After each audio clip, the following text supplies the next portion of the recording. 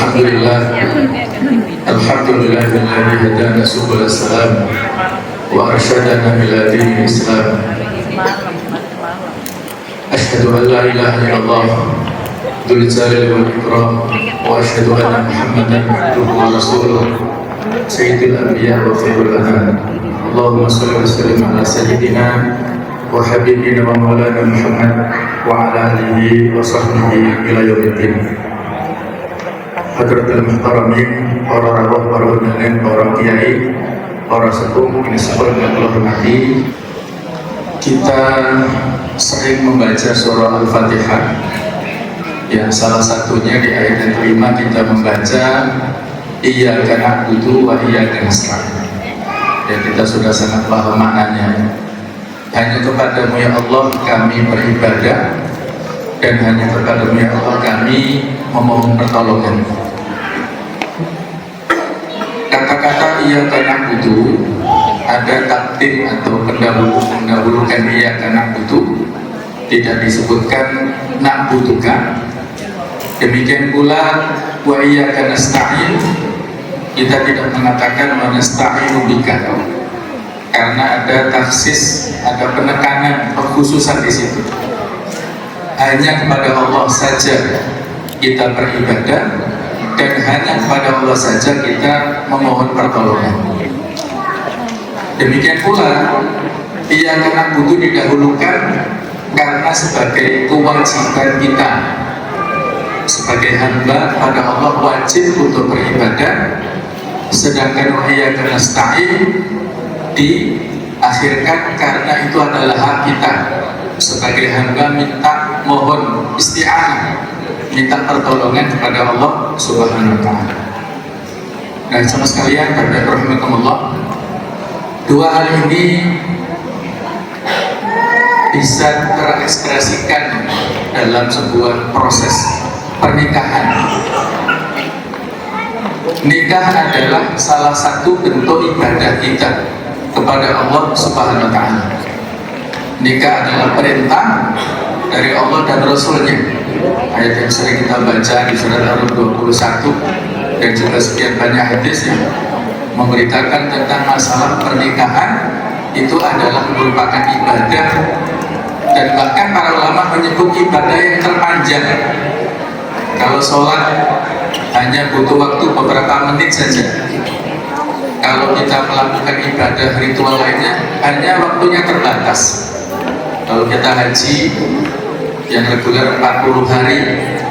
Tetapi kalau pernikahan ini ibadah yang terpanjang selama, tadi Mas Olim akhirnya sudah disampaikan akad nikah tadi, selama itu maka ibarat argumenter kalau pada zaman dahulu ada taksi itu sudah mulai berjalan, sudah dihitung, sehingga waktu rumah tangga mereka berdua hari demi hari, bulan demi bulan, tahun demi tahun, semuanya itu ada nilai ibadah.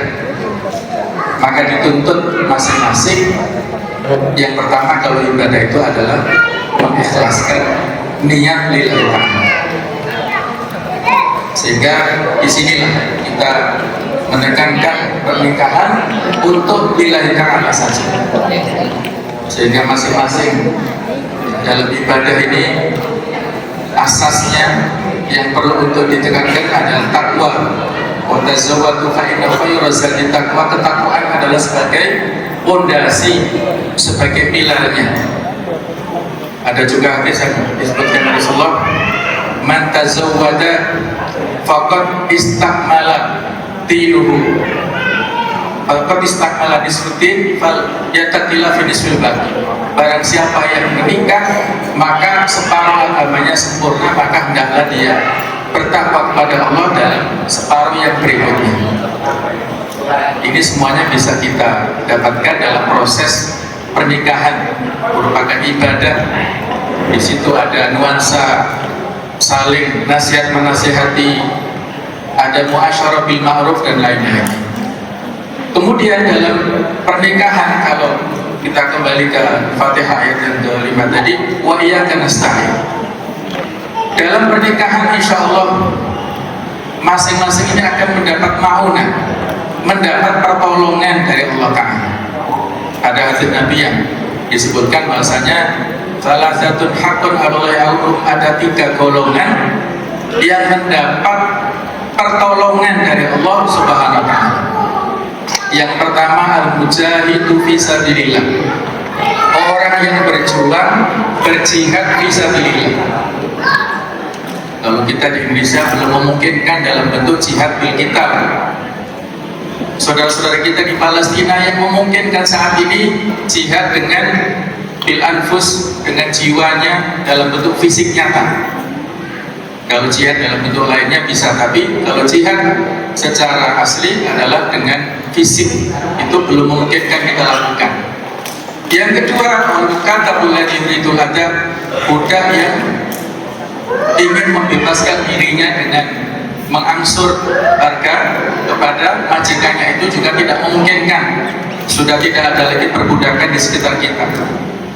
Yang memungkinkan peluangnya adalah yang ketiga ini, wanakihul ladzi yuridul adab, orang yang menikah, mohon maaf, yuridul afaf, orang yang menikah dalam rangka untuk menginginkan iffah, menjaga harga dirinya, menjaga kehormatannya. Insya Allah Mas Khalid ini menikah dalam rangka untuk itu, menjaga iffahnya, menjaga harga dirinya, menjaga kehormatannya, sehingga insya Allah akan ada ma'unah dari Allah Ta'ala, ada pertolongan dari Allah Ta'ala di dalam pernikahan. Ini poin pertama yang kami ingatkan kepada kita semuanya. Yang kedua adalah Bapak sekalian, bahwasanya kita semua ini pasti mengharapkan kebahagiaan dalam hidup ini. Doa sapu jagat yang sering sekali kita jadikan sebagai permohonan utama kepada Allah Ta'ala, Rabbana atina fid dunya hasanah wa fil akhirati hasanah wa qina adzabannar, itu kita ingin bahagia dunia akhirat. Bagaimana cara untuk mendapatkan kebahagiaan itu? Di antara sarananya yaitu dengan pernikahan. Ada hadis Nabi SAW, beliau bersabda, arba'un man uqtiyahunna faqad uqtiya khairat dunya wal akhirah. Ada 4 hal yang barang siapa diberikan oleh Allah Ta'ala 4 hal ini, maka dia telah diberikan kebaikan dunia akhirat. Apa itu 4 hal? Yang pertama, qalban syakiran, hati yang selalu bersyukur, walisanan dzakiran, lisan yang selalu berzikir. Yang ketiga, wa badanan 'alal bala'i sabiran, fisik yang selalu sabar pada saat menghadapi musibah, sakit dan sebagainya. Nah, yang keempat ini, wa zaujatan la tabghi hubban fi nafsiha wa malihi, seorang istri yang tidak ingin berkhianat baik pada dirinya ataupun pada harta suaminya. Jadi 4 hal ini insya Allah bisa kita dapatkan dalam proses pernikahan. Kita memerlukan rasa syukur, doa yang sering kita ucapkan kepada mempelai berdua, barakallahu lakum wa baraka alaikum wa jama'a bainakum fi khair, itu doa yang bermaksud bahwasanya apapun kebahagiaan lakukan itu maknanya hal yang menyenangkan. Setelah menikah, mereka mendapatkan hal-hal yang positif yang membahagiakan, itu menjadi barokah untuk mereka berdua. Kemudian kalau wabarakah alaikumah, kalau ada hal yang kurang baik, mereka juga menghadapinya dengan sabar, dan itu mudah-mudahan menjadi barokah juga. Jadi yang penting adalah suasana hati qalban syakiran, hati yang selalu bersyukur. Kemudian lisan dzakiran, lisan yang selalu berzikir. Berzikir ini kita ucapkan setiap waktu, setiap saat, dimanapun kita berada. Ibnu Qayyim memberikan pesan kepada kita, dimanapun kalian berada, hendaklah memperbanyak zikir. Di masjid, di sholat, di gedung seperti ini, di jalan, dimanapun. Karena nanti di akhirat, tempat-tempat yang kita lalui itu akan menjadi saksi di hadapan Allah Ta'ala, bahwasanya si fulan itu di dunia berzikir kepada Allah, mereka akan menjadi pembela kita di akhirat. Yauma idzin tuhadditsu akhbaraha. Pada hari kiamat, bumi itu akan menjadi saksi, memberitakan hal-hal yang telah didapatkan dulu di dunia. Oh, si fulan telah berjalan, si fulan telah sujud di masjid ini, si fulan telah berzikir tempat ini. Dan tentunya kita banyak istighfar karena kita tidak tahu di tempat mana maghfirah itu diturunkan kepada kita semua.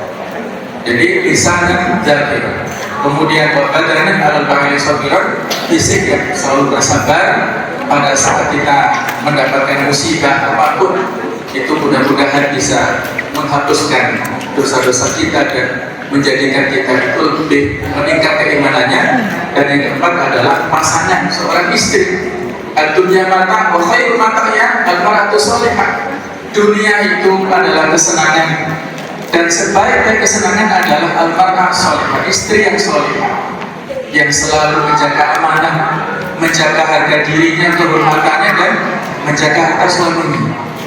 Insya Allah masing-masing ini mudah-mudahan Mas Khalid ini bertemu dengan jodoh yang terbaik. Mbak Tina ini insya Allah seorang wanita yang sholihah, muslimah yang muti'ah, yang qanitah, yang hafidhah. Kemudian Mas Khalid juga demikian sebagai seorang suami yang insya Allah suami yang sholih, dan juga suami yang bisa menjadi qawwam, pemimpin. Masing-masing ini insya Allah ideal. Nanti diingat-ingat ya, suami itu ada kepanjangannya. Suami itu ada kepanjangannya. S itu adalah selalu, kemudian U itu usaha, A akan, nah, kemudian M membahagiakan, I istri. Sudah Pak? Ya. Jadi selalu usaha untuk membahagiakan kepada istrinya, itulah suami. Ingin selalu bagaimana istrinya berbahagia dengan kata-katanya, dengan perilakunya, dengan muamalahnya, dengan pelayanannya, pokoknya dengan hal-hal yang bisa menjadi wasilah kebahagiaan istri. Nah, istri juga ada kepanjangannya, bagaimana nanti dihafal-hafal. Istri ingin selalu taat, raih ridho ilahi. Masya Allah. Ingin selalu taat, raih ridho ilahi. Jadi ketaatan baginya kepada Mas Khalid ini adalah ketaatan kepada Allah. Wasilah untuk masuk surganya Mbak Dina ya lewat Mas Khalid ini. Ayu mamra'atin matat wa zawjuha radin anha dakhalatil jannah. Nanti siapapun wanita istri yang meninggal dunia sementara suaminya ridho, maka istri nanti akan masuk surga. Dulu ada kisah dari kiai dari Pasuruan itu saat ceramah menyampaikan ada seorang wanita yang meninggal dunia. Sudah sekian lama kuburannya ada hal tertentu, kemudian dibongkar, ternyata jasad wanita ini masih utuh, tidak bau, tidak busuk, jasadnya utuh. Berarti dia wanita yang soleh, husnul khatimah. Maka orang-orang penasaran, apa kira-kira rahasia wanita ini? Ditanyakanlah kepada suaminya, apa kira-kira? Ternyata menurut suaminya, si wanita ini ketika sholat berjamaah ya, di rumah bersama dengan suaminya, mungkin saat suaminya tidak ke masjid dan dia sholat di rumah, setiap kali sholat bersama dengan suaminya, maka setiap kali selesai salam, istrinya ini salim kepada suaminya, mencium tangan suaminya dan minta maaf, Mas atau Pak atau apalah panggilannya, maafkan aku atas segala kesalahanku dan tolong ridhoi aku. Itu rutin dilakukan. Jadi itu rupanya rahasia wanita ini, sehingga pada akhir hayatnya husnul khatimah dan di alam barzakh mendapatkan nikmat kubur. Jasadnya itu dan tidak dimakan oleh binatang-binatang yang ada di kubur. Itulah bahwasanya istri itu wasilah masuk surganya adalah suaminya. Selama suaminya memberikan perintah dalam kebaikan, tidak ada alasan bagi istri untuk menolak. Jadi masing-masing ini harus dimanfaatkan. Yang terakhir, dalam rumah tangga itu ada dua pilar yang harus dipegang teguh. Yang pertama adalah, kalau tadi fondasinya takwa ya, pilarnya itu adalah yang pertama komunikasi. Ini harus dijaga ya, masing-masing ini saya paham, saya tahu masing-masing belum kenal sebelum menikah, sehingga tidak ada interaksi sebelum akad. Maka proses nanti ba'dal akad ta'aruf, yang mudah-mudahan dengan ta'aruf bisa tafahum, setelah itu ada ta'awun dan ada takaful. Itu proses yang itu tidak sebentar, walaupun kita sudah para pengantin senior ya, dengan suami istri ini sudah lama, perlu ta'aruf. Gak ada kata henti dalam proses ta'aruf ini. Nah, apalagi masing-masing ini supaya ada komunikasi, ada ta'aruf. Hobinya apa, kesukaannya apa, ada ta'aruf. Kemudian yang kedua yaitu robatul bait, dalam hal manajemen rumah tangga, penata rumah tangga, istri sebagai yang dipimpin, suami yang sebagai yang memimpin. Qawwam ar-rijal qawwamun 'alan nisa, laki-laki adalah pemimpin atas wanita. Jadi ini mohon dijaga masing-masing pilar ini. Penjelasannya panjang, tapi insya Allah kita semuanya sudah sama-sama saling memahaminya, dan masing-masing ini walaupun belum belajar, belum punya pengalaman, tapi kalau kita punya bekal takwa akan diajari otak. Wattaqullah wa yu'allimukumullah. Bertakwalah berapa, maka kalian akan diajarkan ilmunya, bagaimana seni membagikan istri, bagaimana seni untuk mentaati suami. Itu masing-masing akan diberikan ilham, diberikan ilmu oleh Allah Ta'ala selama bekalnya adalah bekal takwa pada diri masing-masing. Saya kira inilah sebagai pengingat untuk kita semuanya. Semoga mempelai kedua senantiasa mendapatkan sakinah, mawaddah warahmah dalam kehidupan rumah tangganya. Mudah-mudahan diberikan rezeki yang barokah, rezeki yang berlimpah. Mudah-mudahan dimudahkan nantinya untuk mendapatkan keturunan yang soleh dan solihah, dan menjadi pilar untuk kejayaan bangsa dan negara kita. Demikianlah, mohon maaf atas segala kekhilafan. Wassalamualaikum warahmatullahi wabarakatuh.